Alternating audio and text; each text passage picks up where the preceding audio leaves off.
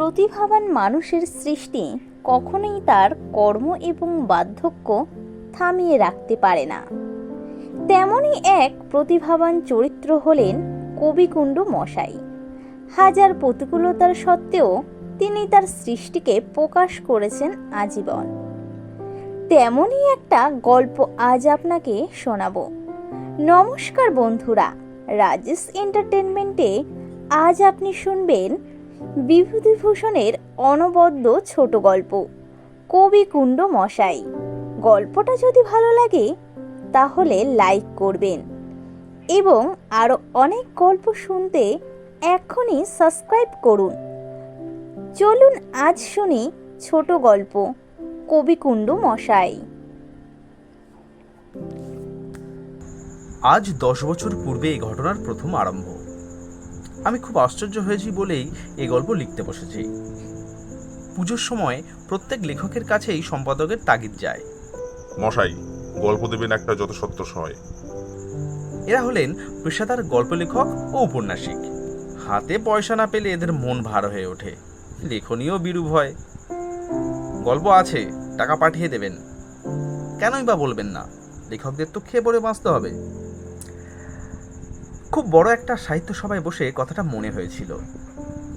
পত্র পুষ্প শোভিত তোরঙ্গদ্বার, মস্ত বড় মণ্ডপ, বহু বিশিষ্ট লেখক ও সাহিত্যামোদী জনগণের সমাগম, আদর আপ্যায়নও যথেষ্ট।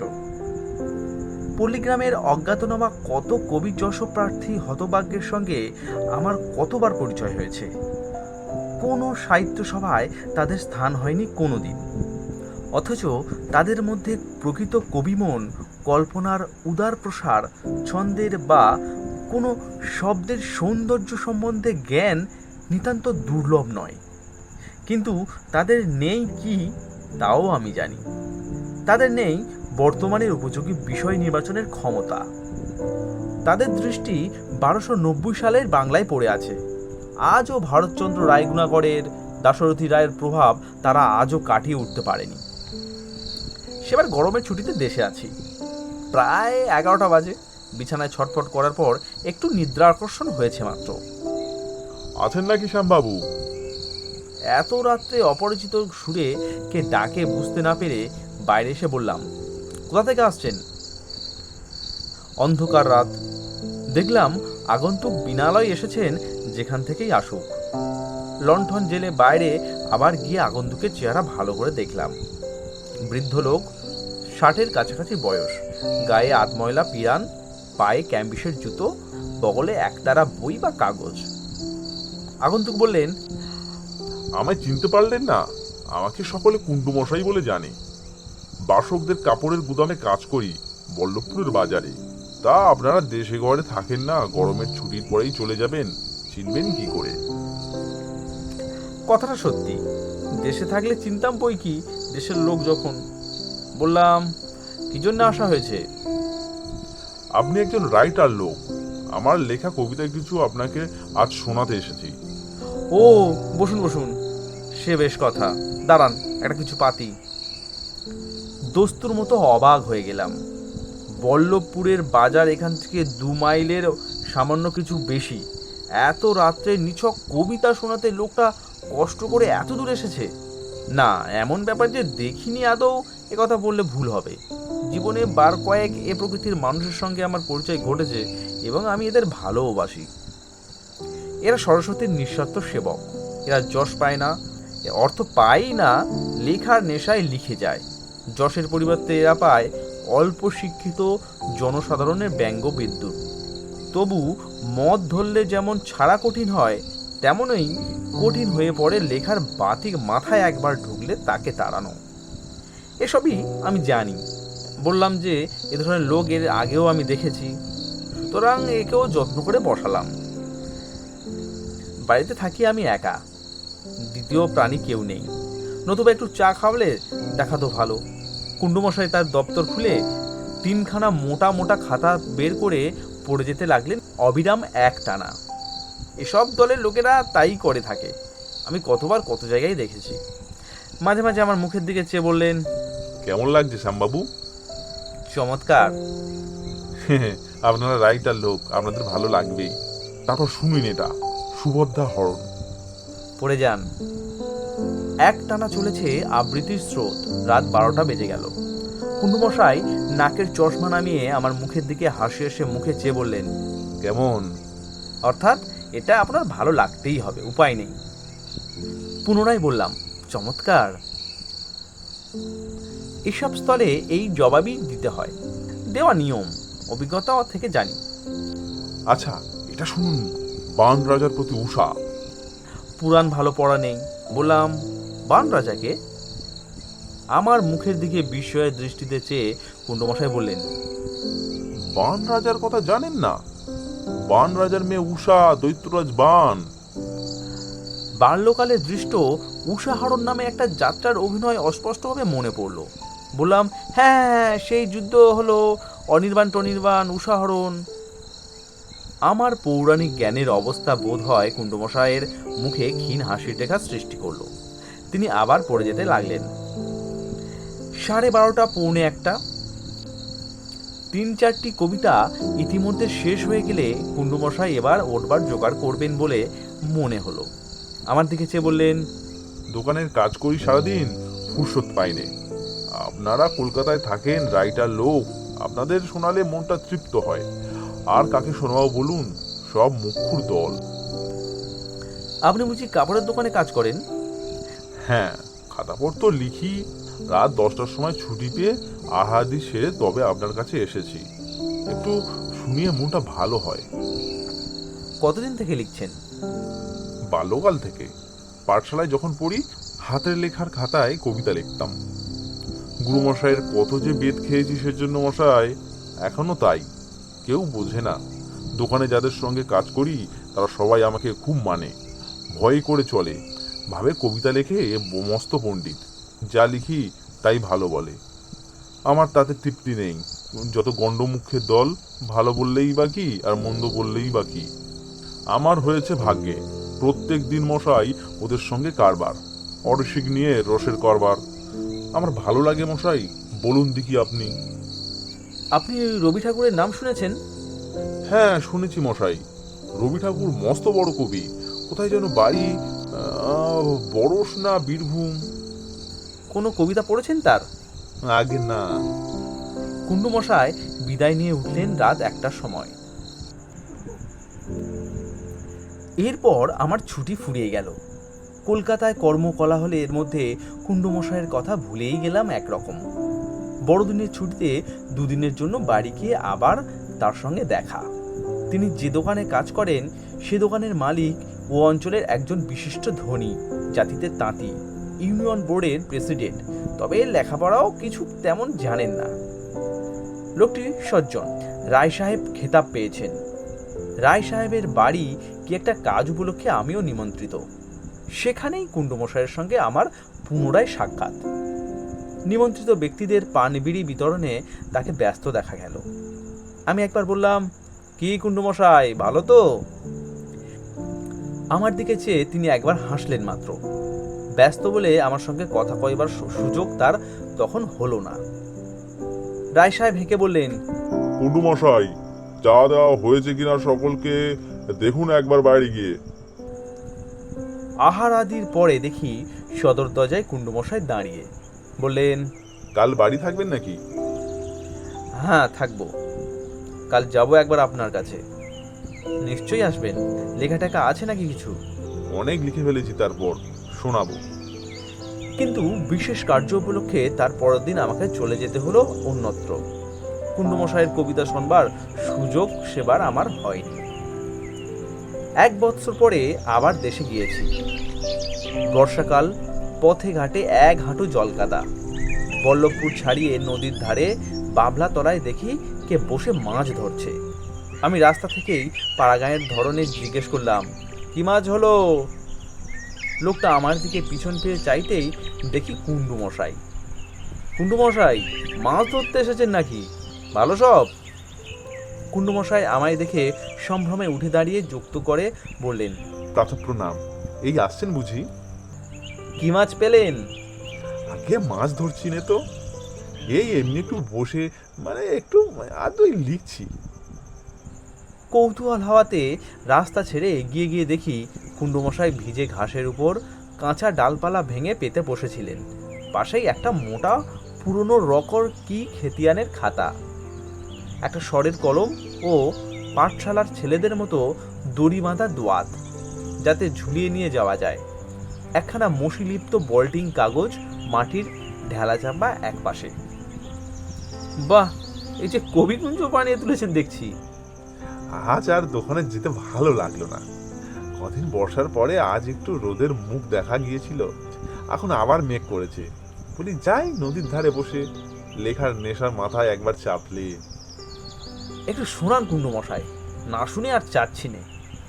কুণ্ডুমশাইয়ের কবিতার খাতা একখানা প্রাচীন খতিয়ান, খানিকটা পড়ে শোনালেন। কয়েক লাইন মনে আছে। যদুকুলবধূ চতুরঙ্গিনী সহায়ে কৃষ্ণতুল্য সুভদ্রারের সারথি করিয়া আরোহিয়া কপিধ্বজে অর্জুন সমান গান্ধিব কদণ্ড ধরি উতরি ব্রণে। মজা নদীর পাড়ে বিকেলে বসে বেশ ভালো লাগলো। বললাম, চমৎকার, আপনার শব্দ সাজাবার ক্ষমতা, ধ্বনির জ্ঞান সব চমৎকার। দ্রৌপদী যুদ্ধযাত্রা করতে চাইছেন বুঝি? কুণ্ডুমশাই হেসে বললেন, হ্যাঁ, কিন্তু কোন জায়গায় বলুন তো? মাথা চুলকে বললাম, তা তো কই ঠিক তো বুঝতে পারছি নে। কুণ্ডুমশাই আমার উত্তরের দিকে কান না দিয়ে বললেন, শুনে যান আরেকটু।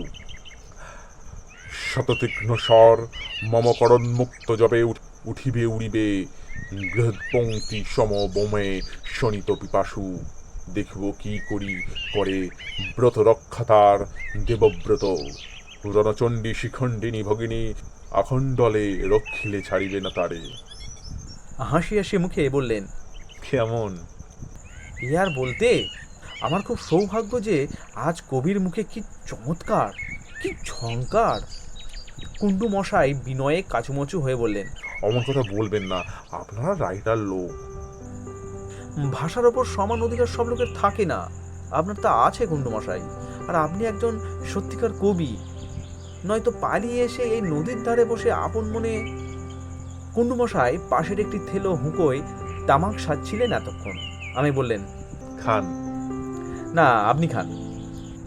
হুঁকোয় বেশ আরামে টান দিয়ে বৃদ্ধ এক অদ্ভুত দৃষ্টিতে অপরের দিকে চাইলেন, যেন জীবনের এক বড় আনন্দের সম্মুখীন হয়েছেন, অর্থাৎ থেলো হুঁকোটিতে টান দেবার অবকাশ পেয়েছেন। বললেন, আমার মাথায় যখন লেখার নেশা চেপে যায় তখন আর কিছু ভালো লাগে না। পালিয়ে আসতেই হবে, একটা ফাঁকা নির্জন জায়গা খুঁজতেই হবে। আপনার বাসা তো নির্জন, আপনি তো একাই থাকেন শুনেছি। মোটেই না, কাপড়ের গলির 7 জন কর্মচারী সব এক ঘরে থাকে, সব কজন সমান গোলমাল করে। সেখানে বসে লেখা। কাল আসবেন দয়া করে, দেখবেন। পরদিনই কুণ্ডুমশাইয়ের বাসায় গেলাম। কুণ্ডুমশাই এক বর্ণ অতিরঞ্জিত বলেননি। বসাকদের কাপড়ের গদির পিছনে অতি অন্ধকার, প্রায় জানালাবিহীন নাটি ক্ষুদ্র একটা ঘরে 4খানি সরু সরু তক্তাপোষ পাতা। প্রত্যেক তক্তাপোষে কাপড়ের গিট বাঁধা জট আগে পেতে তার উপর অতি মলিন সজ্জা বিস্তৃত। বালিশগুলো থেকে তেলছিটে কালছিটে তেল আর ময়লা ওঠে। ঘরে আড়াআড়ি অনেকগুলি দড়ি টাঙানো, তাতে ময়লা ও আধময়লা লুঙ্গি, 9 হাতি কাপড়, সেলাই করা পুরনো কাপড় ছড়িয়ে আছে। একটা তক্তাপোষের তলায় একটা কেরোসিন কাঠের বাক্সের উপর একজোড়া নতুন দামি রঙের ফিতে আঁটা জুতো সযত্নে তোলা। দেওয়ালে পেরেক দিয়ে আঁটা বিবর্ণ পুরনো খবরের কাগজ। তার উপরে কাঠের ছোট্ট আয়নায় 2-1টা ছিটের কফ কাটা কামিজ, কোনোটায় কুষ্টিয়ার ছিটের একটা আলোয়ান। সমস্ত ঘরটা স্থূলত্ব, নোংরা, নোংরামি, কুৎসিতা, রুচিহীনতার একখানি সুস্পষ্ট ছবি। একপাশের তক্তাপোষে জনচারেক লোক বসে তাস খেলছে, কারো গা খোলা, কারো গায়ে আধময়লা গেঞ্জি। আমার প্রশ্নের উত্তরে একজন বললেন, কুণ্ডুমশাই গদি থেকে ফেরেননি। একজন কুণ্ডুমশাইয়ের খাটখানা আমায় দেখিয়ে দিলে। তার বালিশ ততোধিক ময়লা, উপরন্তু একটা ফুটো দিয়ে তুলো বেরিয়ে আসছে। কিছুক্ষণ বসবার পরে তাস খেলোয়াড়দের হর্ষধ্বনি ও চিৎকার আমার নিকট অসহ্য মনে হওয়ায় একটু বাইরে যাব ভাবছি, এমন সময় কুণ্ডুমশাই ঘরে ঢুকলেন। ওদিকে খেলোয়াড়দের একজন বলে উঠল, ও দাদু, তোমার ইলিশ মাছ সব কানু খেয়ে এই দেখো। বস্তা মুখে পুরে দেবার অভিনয় করে ব্যাপারটা বোঝালে। আর একজন বললে, এত দেরি হলো কেন? বাবুর হাতে ন্যাকানো চোপানি খেয়েছে কেমন বলো? আমার দিকে চেয়ে কুণ্ডুমশাই বললেন, আপনি যে এখানে আসবেন তা আমি ভাবিনি। বসুন, দুটো খেয়ে আসি। এখন ছুটি পেলাম, বড্ড খিদে পেয়েছে। বেলা 2:30 উত্তীর্ণ। ক্ষুধার্ত বৃদ্ধকে আমি একটু দেরি করতে দিলাম না। বললাম, যান, শিগগিরই যান, আহার করে আসুন। কুণ্ডুমশাই চলে গেলে আমি তাস খেলোয়াড়দের উদ্দেশ্য করে বললাম, এখানে খাওয়া হয় কোথায়? একজন বললে, এই ঘরের পর উঠান, তার ওদিকে রান্নাঘর, গদির ঠাকুর আছে, সেই রাঁধে। কিরকম খাওয়ায়? সে কথা আর বলবেন না দাদা। উরশুনি ডালের জল, এই এক টুকরো খয়রা মাছ কি তিতপুটির ঝোল, একটা লাল ডাঁটা দিয়ে কুমড়ো দিয়ে ঘ্যাঁট, ছি, মানুষের যোগ্যই নয়। একজন বলে উঠল, পরের পয়সায় খেতে আর কত দেবে বল, ওই যা পাচ্ছ তাই ঢের। কুণ্ডুমশাই পরিতৃপ্তির সঙ্গে আহার করে এলেন, তার মুখ দেখেই বুঝতে পারা গেল। তারপর কাপড়ের গাঁট বাঁধা চটের উপর শ্রান্ত দেহ প্রসারিত করে আমার দিকে চেয়ে বললেন, এখানে এসে বসুন। চলুন না, দিঘির ধারে গিয়ে একটু বসা যাক। আজ আর ছুটি নেই। কলকাতা থেকে মহাজন আসবেন এই ট্রেনে। হিসেব ঠিক করে দিতে বলেছেন বাবু। কষ্ট, পাইকারি মালের ফিরিস্তিগুলো করে ফেল গিয়ে। বসে তাস পেটালে চলবে না। এমন সময় হঠাৎ হল্লা ও হাসির মন্ত্রমুগ্ধবৎ থেমে গেল। রায়সাহেব ঘনশ্যাম বসাকের স্থূল, চিক্কণ, সুখাদ্য পরিপুষ্ট দেহ দোরের কাছে দেখা যেতেই তাস খেলোয়াড় কজন এবং কুণ্ডুমশাই তরাক করে চৌকি থেকে উঠে দাঁড়িয়ে পড়লেন। রায়সাহেব বললেন, এত গোলমাল কিসের কুণ্ডুমশাই? ঘরের মধ্যে সকলের অবস্থা তখন হঠাৎ হেডমাস্টার ক্লাসে ঢুকলে কোলাহলরত স্কুলের ছাত্রদের মতো। সবাই পাষাণ মূর্তির মতো একদম জমে গেল। আমাকে ঘরের মধ্যে দেখতে পেয়ে রায় সাহেব বলেন, এই যে শ্যামবাবু, যে এখানে আপনি? একটু কুণ্ডুমশাইয়ের কাছে দরকার ছিল। কুণ্ডুমশাইয়ের সঙ্গে আপনার বনবে ভালো। কুণ্ডুমশাই শুনেছি কবিতা লেখেন। মানে লোকটা ছিল ভালোই, কিন্তু ওর মাথায় কি পোকা আছে, থাকে তাকে ছটপট করে। একদিন দেখি গদিতে নেই, কোথায় গেল? বসে নাকি কোথায় কবিতা লিখছে। আমার গদির কাজ চলে কি করে? কবিতা লিখে তো পেট ভরবে না দাদা, কি বলেন? তা বটে। রায় সাহেব কুণ্ডুমশাইয়ের দিকে চেয়ে বললেন, যাও, সব গদিতে যাও। এখানে হল্লা করবার জন্য তোমাদের রাখা হয়নি, কবিতা লেখবার জন্যেও নয়। যাও কুণ্ডুমশাই, মহাজনের দেওনা পাওনার হিসেবটা বেলা 5টার মধ্যে ঠিক করে ফেলো গিয়ে। যাও সব। পরে ঘরের চারদিকে অপ্রসন্ন দৃষ্টিতে চেয়ে বললেন, নিজেরা থাকে অথচ ঘরদোর বিছানাপত্র কি নোংরাই রাখে। রামো, ও সতীশ, 10 গজা ফুলন শাড়ির এক জোড়া কাল হিসাবের খাতায় ওঠেনি কেন? সতীশ নামধেয় লোকটি এতক্ষণ তাসের আড্ডায় বেশি চেঁচামেচি করছিল। সে যেন অতিরিক্ত বিস্ময়ের হঠাৎ কাঠ হয়ে বললে, সে কি বাবু, 10 গজা ফুলন শাড়ি কাল কে বিক্রি করলে? এই তো কুণ্ডুমশাই জানেন। কুণ্ডুমশাই নিজের গা থেকে ঝেড়ে ফেলে বললেন, আমি কি জানি বাবু, আমি খতেন রোকড় নিয়ে আছি। তোমাদের খুচরো বিক্রির তবিলে কি হয় না হয়। রায় সাহেব বললেন, সব চোরেদের আড্ডা হয়েছে, ভাত কাপড় দিয়ে চোর পোষা। আচ্ছা, আজ ধরা পড়লে তাকে আমি জবাব দেব, নয় 1 মাসের মাইনে কাটবো।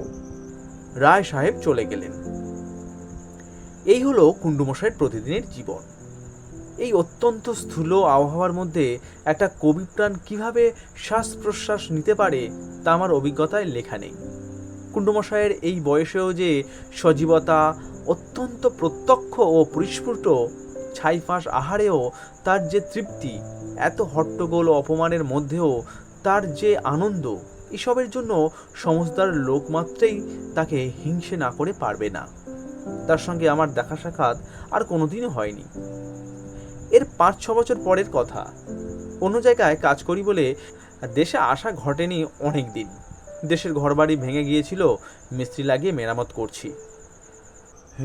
এই যে শ্যামাবাবু, প্রাত প্রণাম। চেয়ে দেখি কুণ্ডুমশাই আরও বৃদ্ধ হয়ে গিয়েছেন। মাথায় আর এক গাছাও কাঁচা চুল নেই, সেই পুরনো বেনিয়ান গায়ে। কি ব্যাপার কুণ্ডমশাই, ভালো আছেন? বেশ, খবর কি? বাবু পাঠিয়ে দিলেন, আপনি বাড়ি করবেন, চুন সিমেন্ট নেবেন আমাদের নতুন আড়ত থেকে। ও, কে ঘনশ্যাম বাবুরা চুনের আড়ত খুলেছেন বুঝি? চুন সিমেন্ট মগরার বালি। বেশ বেশ, বসুন। না, আর বসবো না, অনেকক্ষণ বেরিয়েছি বাড়ি থেকে। কবিতা লেখা টেখা হয় কি আর? আপনি আছেন তো এখন, আসবো একদিন। বলে সামান্য কয়েক পা গিয়ে ফিরে এসে বললেন, ভালো কথা, পকেটেই আছে। আজ আপনার এখানে আস্তে আস্তে বটতলায় বসে লিখেছিলাম কটা লাইন। প্রকৃতির কোলে শুয়ে সৌন্দর্যে ভাসিয়ে আঁখি, স্বাদ হয় অনিমেষে শুধু যেন চেয়ে থাকি, নীরবে নিঝুমে সেথা কি যেন মুখের পরে স্বপ্ন রেণু কিংবা মায়া নিয়ত ঝরিয়া পড়ে, পরমাণু নিভে যায় ভাঙিয়া জ্বরের কারা, কে তুমি ডাকিছ মোরে করিয়া পাগল পাড়া। কুণ্ডু মশাইকে কোলে তুলে নিয়ে নাচবার ইচ্ছে হলো। ব্রাহ্মণ না হলে পায়ে হাত দিয়ে পায়ের ধুলো নিতাম। বললাম, এই কটা লাইন এই মাত্র লিখলেন পথে আসতে আসতে? কুণ্ডু মশাই হেসে বললেন, বটতলার ছায়ায় বসে খানিকটা আগে। আপনি ঘনশ্যাম বাবুর দোকানে কাজ করেন বটে, কিন্তু আপনি সে জায়গার উপযুক্ত নন। কবিতার আর্টের কোনো দরকার নেই। আপনার মনের আনন্দের অনুভূতিকে ধ্বনি আর ঝংকারের মধ্যে প্রকাশ করেছেন এবং সফল হয়েছেন, সেইটাই বড় কথা। আপনি আপনার মনের সেই সময়ের অনুভূতিকে ওই কটা কথার মধ্যে দিয়ে নিজের মনে ধরতে পেরেছেন, ওই হলো কবিতা। চুন কিনতে গিয়ে রায় সাহেবের দোকানে বসলাম খানিকটা। মস্ত বড় গদি, লোকজন খাটছে, নানারূপ ব্যবসাদারি শব্দ ও বোল উত্থিত হচ্ছে। ছড়ের দাগে নিয়ে এসো 2222, রোল 10 জোড়া, মিহি জরিপানা চন্দননগর, খাতানের 18 পাতা ইত্যাদি। পাইকারি ক্রেতাদের বড় ভিড় লেগেছে, ঝমঝম টাকার শব্দ উঠছে। ওদিকে গদির এক পাশে আনকোড়া টাটকা 10 টাকার নোট তারাবন্দি হচ্ছে। ঘনশ্যাম বাবুকে এক পাশে বসে থাকতে দেখে কাছে গেলাম। গত 5 বছরে রায় সাহেবের বয়স যেন 15 বছর বেড়েছে। আমি বললেন, আসুন আসুন, বসুন শ্যামবাবু, অনেকদিন দেখিনি। ভালো আছেন? ভালো কোথায়, আজ বছরাদি ভুগছি নানা অসুখে, আর এইবার বোধহয় চললাম। না না, সে কি কথা, আপনার বয়সটা কি? আপনি জানেন না, 2,000 টাকা খরচ করেছি 1 বছরের মধ্যে, কিন্তু সারবার নামটিই নেই, বেড়েই চলেছে। দোকানে আসি যাই, মনেও বল পাইনি, শরীরেও না। ডাক্তারের কথায় মাগুর মাছের ঝোল খাই, কাঁচকলা আর পটল দিয়ে, একবেলা 2খানা সুজির রুটি। কোথাও চেঞ্জে যান না কেন? ব্যবসা ফেলে যেতে পারিনি। আবার নতুন চুন সিমেন্টের আড়ত খোলা হয়েছে, সব কার উপর দিয়ে। রায় সাহেবের কথা শুনে এবং মুখের চেহারায় একটা জিনিস বেশ সুস্পষ্ট হলো আমার কাছে। তার মনের আনন্দের অভাব এবং একটা ভয়ের ভাব। কথাবার্তার মধ্যে কণ্ঠে যে মিহিসুর ধ্বনিত হচ্ছে, তার সঙ্গে জড়িয়ে আছে মৃত্যু ভয়, জড়িয়ে আছে নৈরাশ্য ও মূঢ় অন্ধতা। এত ঐশ্বর্য থেকেও ভোগের তৃপ্তি নেই। যতক্ষণ আমি সেখানে বসেছিলাম, ঘনশ্যামবাবুর মুখে আমি আনন্দের রেখা খুঁজবার বহুবার চেষ্টা করেছি। আনন্দের পরিবর্তে বরং ভয়টা এত বেশি দেখেছি যে লোকটার কাপুরুষতার উপরে আমার ঘৃণা জন্মেছে। এত টাকা থেকেও লোকটা সত্যিকার অসুখী। বাইবেলের সেই বাণী মনে পড়ল, men can not live by bread alone. জীবনের বড় পুঁজি নেই যেখানে, সেখানে শুধু টাকার পুঁজি মানুষকে অমৃতের প্রত্যত্ত দান করে সাধ্য কি তার? তারও 4 বছর পরে এবারের কথা। বাড়িতে এসেছি 10-12 দিন কি তার বেশি। কাজের গোলমালে অন্য কোথাও যেতে পারিনি। কেবলমাত্র একদিন বল্লভপুর বাজারে অতি অল্প সময়ের জন্য রায় সাহেবের গদিতে গিয়েছিলাম। কুণ্ডু মশাইয়ের সঙ্গে দেখা হয়েছিল, এই পর্যন্ত। কথাবার্তা বিশেষ কিছু হয়নি। একদিন সন্ধ্যাবেলা বাড়িতে বসে আছি, একজন লোক এসে বললে, শ্যামবাবু এ বাড়িতে থাকেন? লোকটার খালি পা, হাতে লাঠি আর হারিকেন লণ্ঠন। কোথা থেকে আসছো? আগে বাবু প্রণাম হই, বল্লভপুরের আড়তের কুণ্ডু মশাই আপনাকে ডেকেছেন। তিনি বাঁচেন না, আপনাকে এক্ষুনি যেতে হবে। কুণ্ডু মশাই বাঁচেন না? কেন, কি হয়েছে তার? বাবু, তিনি আজ 7 দিন শয্যাগত, জ্বর কাশি, তা আমি তো ডাক্তার নই, আমি কেন যাব? তিনি সন্ধ্যে থেকে কেবল আপনার কথা বলছেন, আমায় বলে দিলেন যে করে হোক নিয়েই আসতে হবে তাকে। আমি একটু বিরক্ত না হয়ে পারলাম না। অনেক দিনের অদর্শনে কুণ্ডুমশাইয়ের উপর পূর্বের আন্তরিকতা অনেকটা চলে গিয়েছে। তবুও গেলাম, মুমূর্ষ বৃদ্ধের অনুরোধ এড়াতে পারলাম না। সেই আড়তের ঘরেই সেই বিছানাতেই কুণ্ডুমশাই শুয়ে, মাথার শিয়রে কেবল একটা ছোকরা বসে আছে, ঘরের মধ্যে আর কেউ নেই। একটা লণ্ঠন আত্মনিমনভাবে জ্বলছে ঘরের মেঝেতে। একটা বাটিতে আধ বাটি জল বাড়লি, গোটাকত কাগজি লেবুর খোসা লণ্ঠনের পাশে। কুণ্ডুমশাই বোধ হয় ঘুমোচ্ছিলেন কিংবা অর্ধচৈতন্যভাবে শুয়েছিলেন। ছেলেটি ডাকলে, ও দাদু, দাদু, বাবু এসেছেন। কুণ্ডুমশাই চমকে উঠে উঠলেন, হ্যাঁ, ওই সেই বাবু এসেছেন। ততক্ষণ আমি গিয়ে সামনে দাঁড়িয়েছি। কুণ্ডুমশাই হাতের ইঙ্গিতে আমায় বসতে বললেন। আমি বিছানার একপাশের বসে বললাম, কি হয়েছে কুণ্ডুমশাই, জ্বর নাকি? প্রায় 1 মিনিট কুণ্ডুমশাইয়ের কাছ থেকে কোনো উত্তর পেলাম না। তারপর ক্ষীণ স্বরে বললেন, আর কি, এবার চললাম শ্যামবাবু। আমি ভরসা দেওয়ার সুরে বললাম, সে কি কথা, এখনো কত কবিতা শোনাবেন আমাদের, যেতে দেব কেন? কুণ্ডুমশাইয়ের মুখে অস্পষ্ট লণ্ঠনের আলোয় যেন ক্ষীণ হাসির রেখা দেখতে পেলাম। বললেন, ডাক এসেছে আপনার কাছে, একটা অনুরোধ সেই জন্যে। বলুন বলুন। এই ছেলেটি দেখছেন, বড় সৎ, বাবুদের গদিতে কাজে ঢুকেছে এবছর। ছেলে মানুষ, ওই দেখে। আমি ছেলেটিকে বললাম, তোমার নাম কি? সুশীল। এই ঘরে আর সব লোক কোথায়? সব পালিয়েছে। 2 জন কাল ছুটি নিয়ে দেশে গিয়েছে, 2 জন দোকান ঘরে শুয়ে আছে বারান্দায়। কুণ্ডুমশাই যেন মাসি তাড়াচ্ছেন মুখের কাছ থেকে। দুর্বল হাতে 2-1 বার একটু ভঙ্গি করে চুপ করে রইলেন। প্রায় 10 মিনিট ঘরের মধ্যে কোনো শব্দ নেই। তারপর আমার দিকে চেয়ে বললেন, আমার খাতাগুলো। বুঝতে না পেরে বললাম, খাতা? কবিতার খাতাগুলো আপনার হাতে দিয়ে যাব, বড় আদরের। ছেলে মেয়ে নেই, ওই ছেলে মেয়ে। কথাগুলো থেমে থেমে যেন হাঁপাতে হাঁপাতে কুণ্ডুমশাই কথাগুলো শেষ করলেন। ব্যস্ত হবেন না, স্থির হয়ে শুয়ে থাকুন। আচ্ছা, সে হবে, সেগুলো কোথায়? কুণ্ডুমশাই শিবনেত্র হয়ে শিয়রের উপবিষ্ট ছোকরার দিকে তাকাবার চেষ্টা করলেন। ছেলেটি তখনই নিজের থেকেই বললেন, উনি আমার সন্ধ্যাবেলায় বলেছিলেন গুছিয়ে রাখতে, ওর তরঙ্গ থেকে বের করে রেখেছি। কুণ্ডুমশাই বললেন, এর হাতে দাও। আমি হাতে নিয়ে বললাম, পেয়েছি, এগুলো কি করব বলুন মশাই।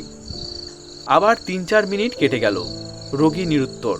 তারপর আমার হাতে দুর্বল হাত তুলে দিয়ে বললেন, আপনার কাছে যত্ন করে রেখে দেবেন, ওদের যত্ন আর কোথাও হবে না। ভার নিলেন? নিলাম, ভাববেন না। কুণ্ডুমশাই দীর্ঘ নিঃশ্বাস ফেলে বললেন, আর কোনো ভাবনা নেই, মরণে ভয় করি নে, বয়স হয়েছে। এই খাতাগুলো। শেষের দিকের কথাগুলো যেন কুণ্ডুমশাই আপন মনেই বললে। এই তার শেষ কথা।